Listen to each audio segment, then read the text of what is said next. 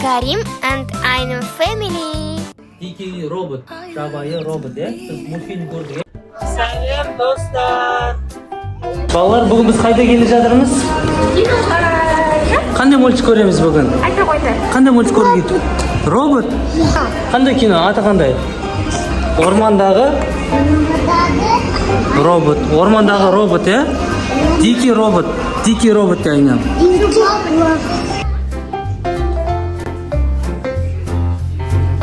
Келеміз, қайда киноға барамыз, кинотеатрға барамыз. Сәлем, достар. Сәлем.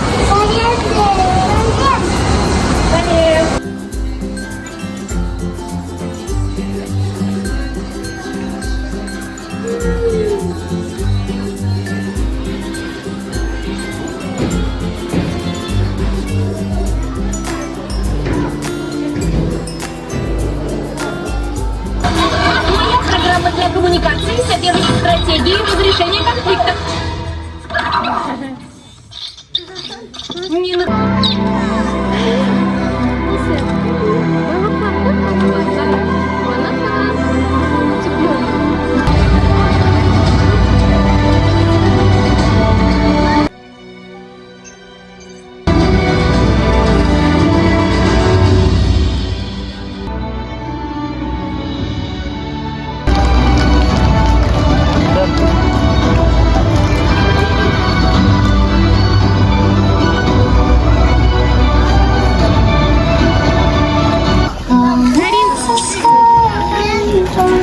Абдикарым, қалай болды мультик? Күшті болды ма? Ұнады ма? Біз міне кинодан шықтық, біздің Айнам көз ұйықтап қалды. Дикий роботы. Тағы да келеміз де киноға. Тағы да. Айнам көз. Біздің Айнам көз қатты шашып ұйықтап қалды,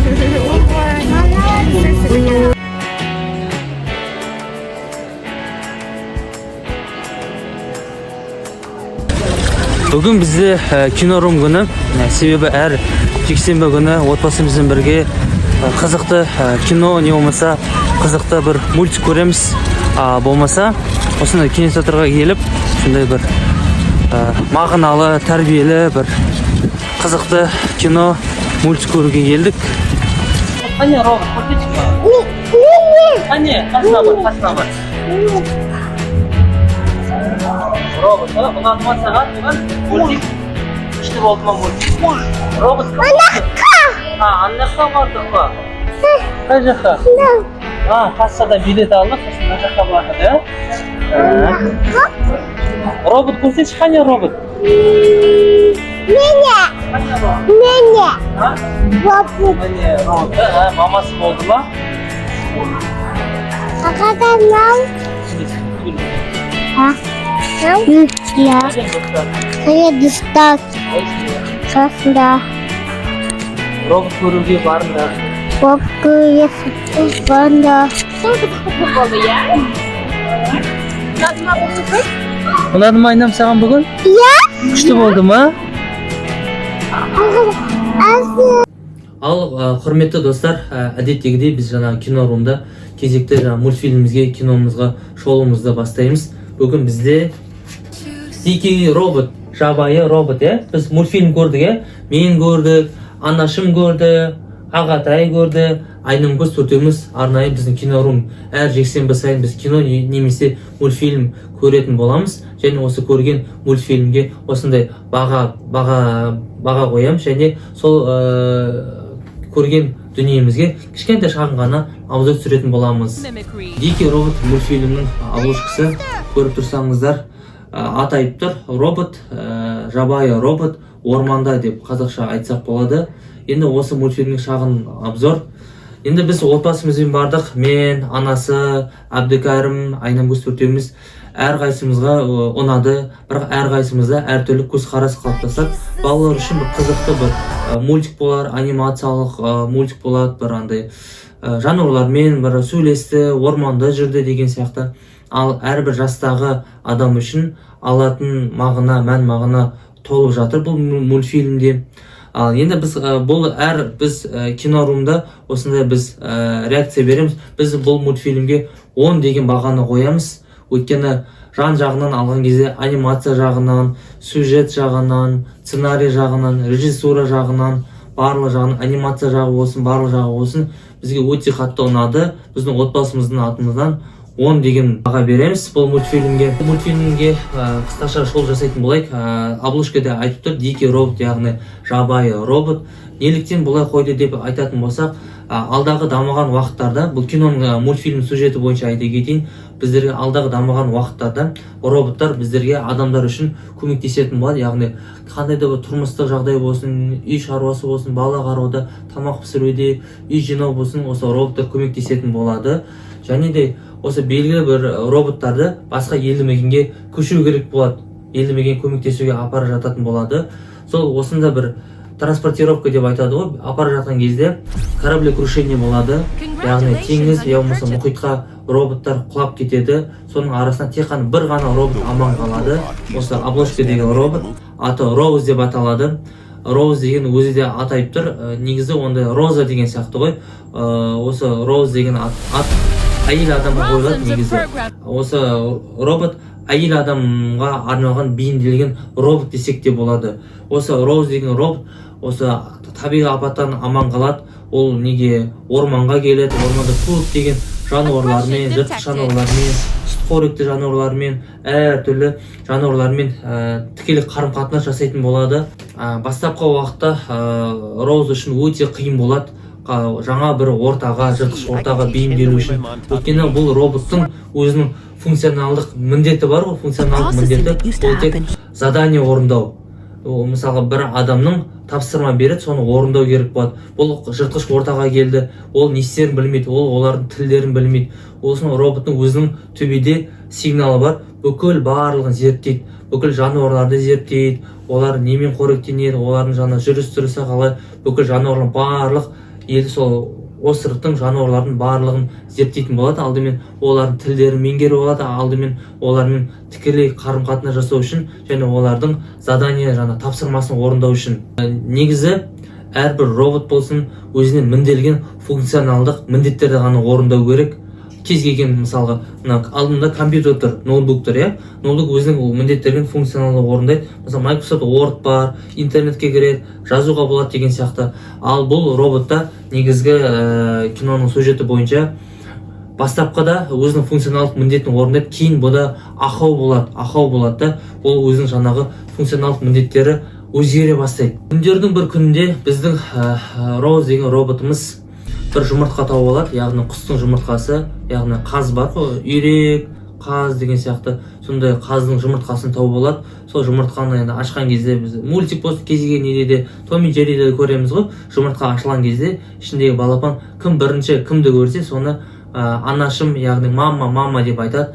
Сол жұмыртқа өзінің жұмыртқасы ішіндегі балапан жұмыртқасын жарған кезде алғашқы көретіні екі көзінде тек қана осы роботты көреді, яғни Роуз деген роботты көреді. Осы роботты ол мамасы, яғни анам деп ойлап қалады. Ал ол жаңағы робот оны түсінбейді. Не үшін ол бала жаңадан туылған бала оның артынан жүгіріп жүреді. Біздің қайда барса да артынан қалмайды, кішкентай ғана балапан ғой. Робот қайда барса балапан да сонда жүреді. Сөйтіп жаңағы құстың балапаны Роуз роботтың артынан жүгіріп жүреді. Былай қайда барса сонда барады, былай қашса сонда барады. Сөйтіп робот оны түсінбейді, не үшін жүр, неге мен артынан жүгіріп жүр деген сияқты. Сөйтіп ода Роуздың роботында өзінің жаңағы функциясында ақаулар пайда бола бастайды.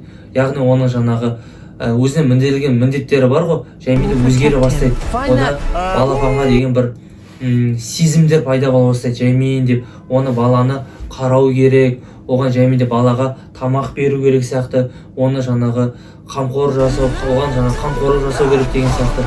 Сөйтіп ода өзінің о баста адамдар берілген функциядан бөлек, одан жаңағы табиғатқа, осы баланыға бағуға, тамақ беруге, тәрбиелеуге байланысты жаймен деп сезімдер, мейірімге толы сезімдер пайда бола бастайды.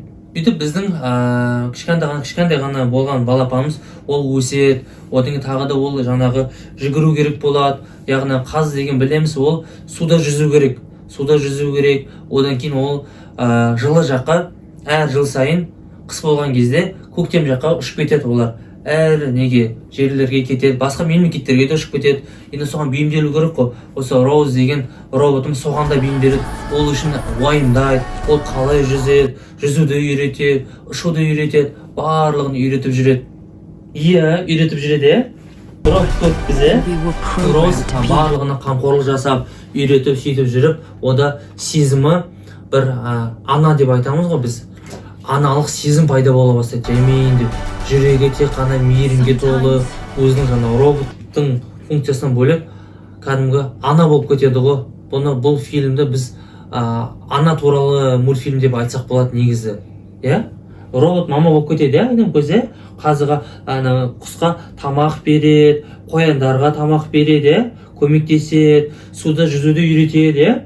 Сосын құсты алады да, айнам көз, ұшырады, құсты қондырады, лақтырып жүреді, ұш дейді, бар жылы жаққа ұшып кел дейді. Сосын неде қара, жануарлардан аюды, бұғымның құшақтап алған, бұлай, деп құшақтап алған, робот жақсы бізде, робот жақсы көреміз, бізде. Тағы да барамыз ба басқа мультикке көруге? Иә де. Біздің достар қайда? Сәлем достар де. Сәлем достар. Маған мультик ұнады де. Біздің Айнамкөз осында камера қосылған кезде ұялшақ. Кәдімгі ұялып қалады, ұялшақсың ба сен? Былайынша камера болмаса әңгімені жібереді, Айнам, робот дейді. Біз негізі бұл мультфильмге жабайы робот емес, мама робот дегенді ат қояр едік. Өйткені бұл робот жаңағыда айттық қой, өзінің робот өзінің функционалды міндеттерін жәймендеп аналық мейірімге көше береді. Яғни кәдімгі ең соңында ана болып кетеді ғой. Кәдімгі біздің анамыз қалай не істейді? Мәпелеп өсіреді, түн ұйқысын 4 бөліп тербетеді. Баламыз қашан жүріп кетеді екен, қашан сөйлеп кетеді екен, қашан тәй басады екен, қашан мектепке барады екен, оның тамағы бар, қарауы бар. Мысалға біздің сөзді ойлаймыз ғой, біздің аналарымыз, яғни мамаларымыз робот сияқты ғой негізі.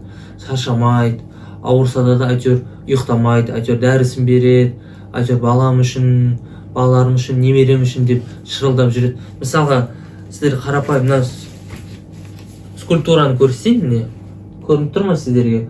Мысалы Испанияда анаға арналған мүсін екен.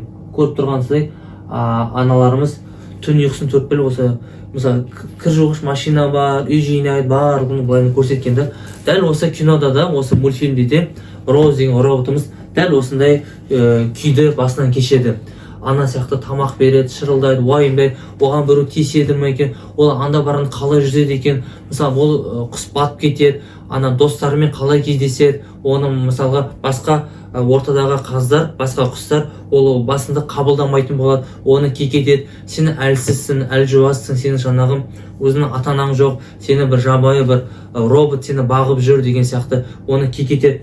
Айнамкөз, оны шықма? Кекететін болады.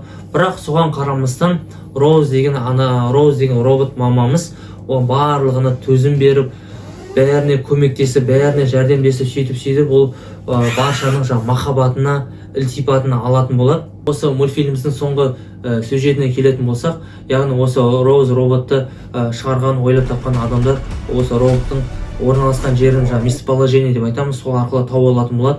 Бұл роботты алып кетпекші болады. Жай ғана алып кетпей, бұның өте ақау келген екенін олар білетін болады. Ол робот өзгеріп кеткен екендігін білетін болады. Неге бұл робот өзгерді екен, неге бұл ортаға бейімделді екен деп зерттейтін болады. Сол зерттеу үшін оның басындағы чип деген бар, код, соны алатын болады. Ал егер ол кодты алатын болса, бұл робот істен шығады, яғни өліп қалады деп айтсақ болады, істен шығатын болады. Сол себепті бұны жағдай тудырмау үшін бүкіл ормандағы жануарлар, өзінің баласы бар ғой, қаз, ол да көрмектесіп, жәмерлесіп, сол алып кетуге келген роботтармен төбелесетін болады, жан-жақта от жаудырады, жануарлар көмектеседі, сөйтіп оларды жеңетін болады.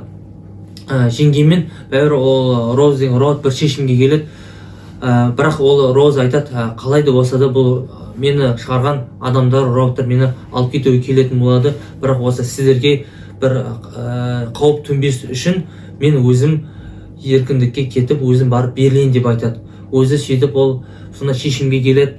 Мен енді сіздерді мәңгі бақи ұмытпаймын. Ең бастысы менің сіздер жүрегімде деп айтады. Яғни ода роботта бір жүрек пайда болған сияқты болады. Мен басымдағы ақпаратты алса дағы, бірақ оны бүкіл сіздер, балам, ол мен тек қана жүрегімде екендігін ешкім таба алмайды ғой деп сөйтіп өздері робот шығарған корпорацияға кетеді. Киноның ең соңғысы осы өзі баққан, өзі тәрбиелеген баласы бар ғой, қаз, ұшатын қаз. Бір күні осы Розға келеді. Осы Роз мені тани ма екен, танымай ма екен деп сөйтіп сол корпорацияға барады. Яғни жаңа жүгері егетін жер бар, сол жерде жүреді. Қараса бүкіл барлық роботтар бәрі түрі бір-біріне ұқсайды. Сөйтіп бір робот қасына келіп отырады, жайменде қарап тұрады. Сосын Роз тұрады да жайменде күлімсіреп қарайды. Ана біліп тұр екен өзінің жаңа баласы екендігін.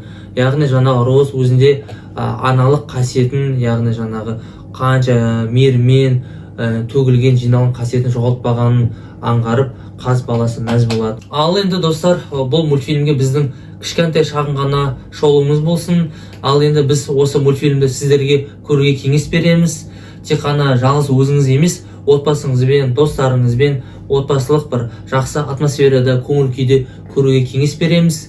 Және осы егер де біздің осы мультфильмге шолуымыз, кеңесіміз ұнаса, біздерге лайк басып, біздің каналға тіркеліп, комментарий жазуыңызды сұраймыз. Бізге қолдауларыңыз керек. Және де біздің кезекті кинорумға қандай мультфильм немесе кино көруге кеңес бересіздер, сонда астында жазып өтіңіз. Біз оқып, міндетті түрде ол киноға және мультфильмге осындай обзор жасайтын боламыз.